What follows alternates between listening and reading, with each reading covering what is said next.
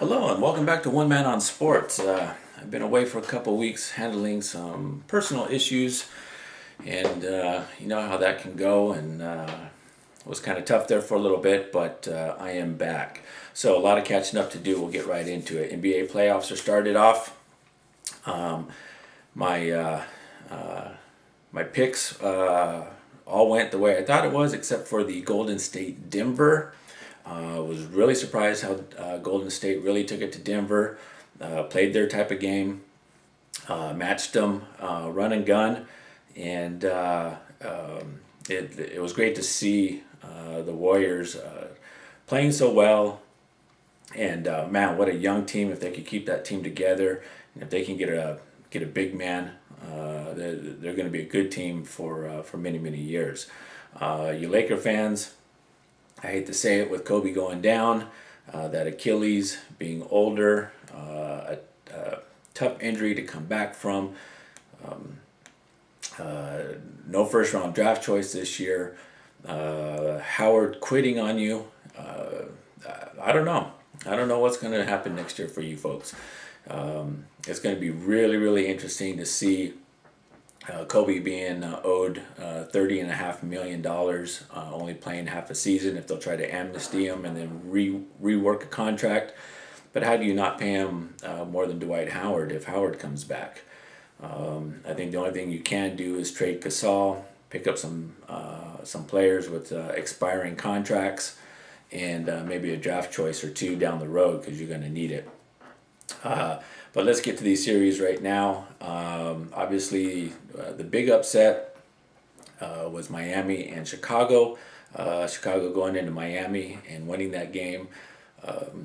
If you watch a lot of basketball, that's not too surprising because Miami had 8 day layover, no games, no competition. Chicago was battling, and they're in a rhythm right now.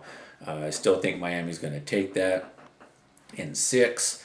They can easily go into Chicago and get 1 or 2.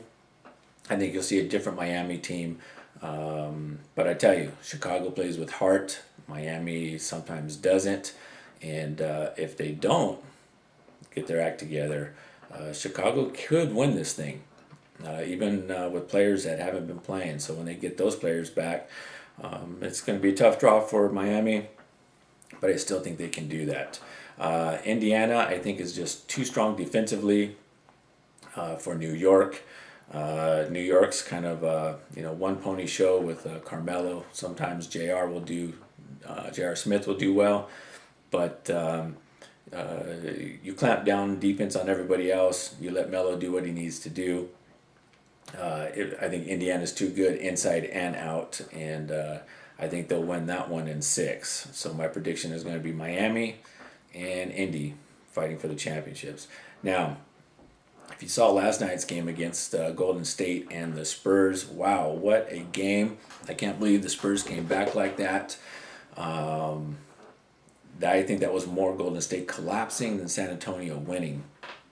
Also, too, is how do you leave Manu Ginobili wide open like that? There's only a couple players on that San Antonio Spurs team that can guarantee put a dagger in you. He's one of them, and you leave him wide open for a 3-point shot. Defensive breakdown, not knowing where certain players are. Just horrible defense at the end there, as well as, San Antonio showed being the veteran team. They didn't panic. They played well and did what a veteran team does. Slowly chipped away and fought and battled long enough to get the win. So the other one, Memphis and OKC, another game. Memphis had that game won. OKC came back. I think without Russell Westbrook, Oklahoma is kind of stuck where they're at. I think they'll get past this round. It'll be a hard fought battle, but I don't see them getting past San Antonio. They lost their one big horse, and Durant's not going to be able to carry him against Parker, Ginobili, and Duncan. I think now when they look back at it, the trade to keep to get rid of Harden and keep Serge Ibaka is showing that it's going to backfire on them. I would have kept Harden. Harden was another scorer, even though Ibaka was maybe a little cheaper. Played a little bit of defense and got your rebounding in. Just look at what Oklahoma could still have if they had Harden. Again, I think this trade is going to down the line kind of bite them in the butt. Kevin Martin's a good player, but he's no James Harden. So, but I'm going to go with Oklahoma, and I'm going to go with San Antonio. And I think it's going to be San Antonio, and I'm still going to go with Miami. I don't think anybody there can beat them. Now, San Antonio and Miami, two different types of teams, obviously. But I think as the series go along, the older veteran team, San Antonio, will slowly wear down. And I think Miami will take this in 6. So that's my prediction. I know I was going to tell you guys all of my predictions towards the end. But so that's where I'm at with that. So anyway, like I said, I will be back tomorrow posting some of the surprises for baseball. See how some of my picks are coming along right now.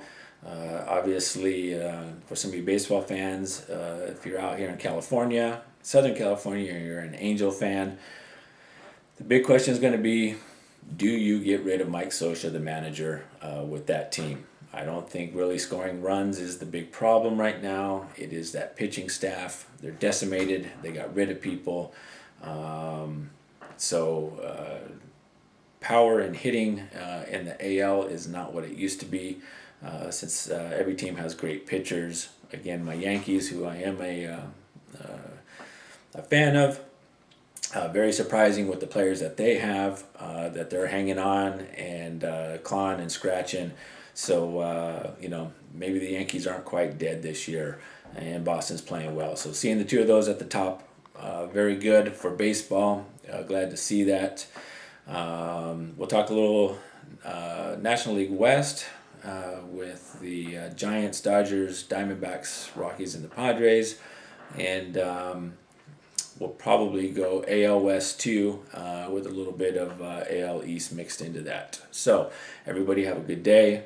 Again, I am back now. Look for my post on baseball tomorrow, and we'll talk to you soon. I am out. This is One Man on Sports.